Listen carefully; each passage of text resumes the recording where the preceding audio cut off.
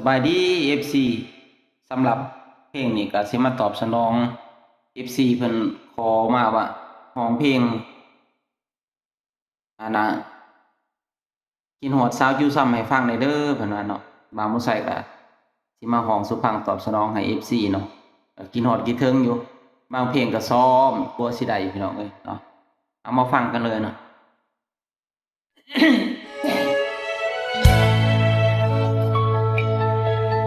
กินฮอดสาวอยู่ซ้ำ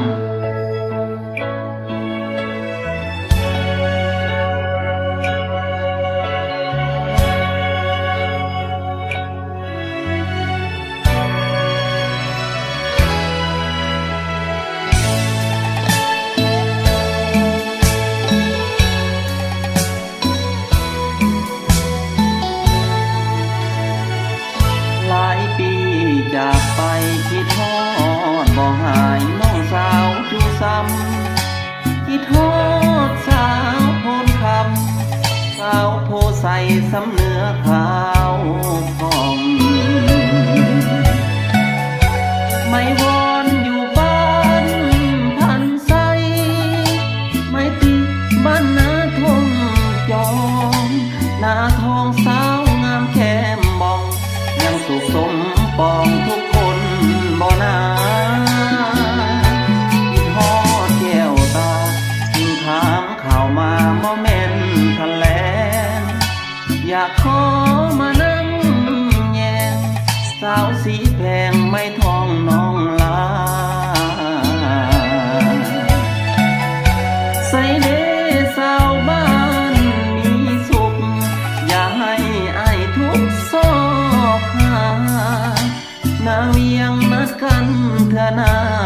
จะมาเยี่ยมยามแวะกินข้าวง่าย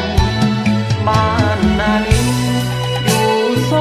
งเรียบฝั่งน้ำซ้ำเห็นสาวลงอาบน้ำใต้ฟ้าสีขามยามบ่ายจนทรงลุยข้ามน้ำซ้ำน้องยังมิดน้ำใส่อายสาวทาดเมืองพัดห้องมาใส่อย่าลืมเด้ออายน้องสาวหัวพันก่อนจากน้องไปสั่งขวัญใจขอลาก่อนนะบ่ดนอายจะกลับมานาสกลางอย่าลืมคำมันสาวนาน้องบวงขับมง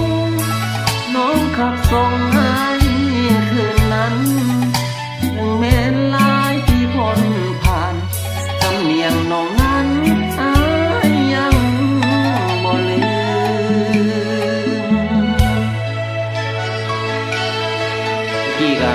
ห้องกับกี้พอดีอยู่พี่น้องแต่ว่าอายุเพิ่มขึ้นก็รู้สึกว่าที่มันจะสูงเสียงกับบ่อยากเพิ่งมาได้พอไปนำเนาะ เอาซองให้อีกทีเด้อพอมาที่โดนล่ะว่าบ่ได้ห้องบ่ได้ห้องแล้วมันก็เรื่องเพลงแล้วก็สอนแน่อย่างบ่ได้ก็อ่านเนื้อนำแน่เนาะศาสตร์ประกันได้ขออภัยนำบ้านนาลิงอยู่ทรงเรียบฝั่งน้ำซ้ำเห็นสาวลงอาบน้ำใต้ฟ้าสีขามยามบ่าย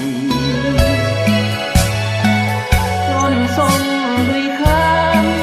น้ำซ้ำน้องยังมิดน้ำใส่อาย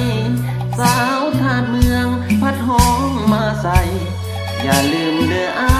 ยน้องสาวหัวพันก่อนจากน้องไปสั่งขวัญใจขอลาก่อนนะบ่โดนอา